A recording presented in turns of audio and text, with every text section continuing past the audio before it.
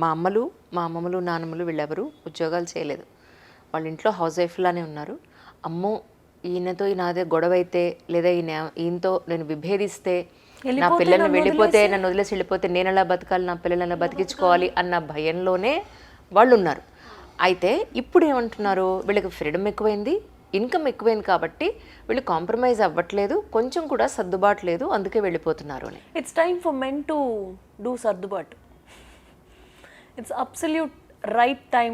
అంటే ఒక జనరేషన్ మనకి మన మన మధ్యలో ఉన్న జనరేషన్ స్ట్రాంగ్ ఇండిపెండెంట్ ఉమెన్ ఎట్లా అవ్వాలో చెప్పింది, కానీ ఆడపిల్లలకి స్ట్రాంగ్ ఇండిపెండెంట్ ఉమెన్తో ఎట్లా బతకాలో చెప్పలేదు మగపిల్లలకి. నిజంగానే ఒక లేడీ ఇండిపెండెంట్ అయ్యి స్ట్రాంగ్ మైండ్ సెట్ ఉంటే కనుక వాళ్ళని ఎలా భరించాలి అనేది ఇంకా మేల్కి అలవాటు అవ్వాల తెలీదు. ఐ థింక్ ఇక్కడి నుంచి అలవాటు అవుతుందేమో, ఇక్కడి నుంచి రాబోయే జనరేషన్స్కి అలవాటు అవుతుంది. అవ్వాలి, వాళ్ళు అలవాటు చేసుకోవాలి. It's high time.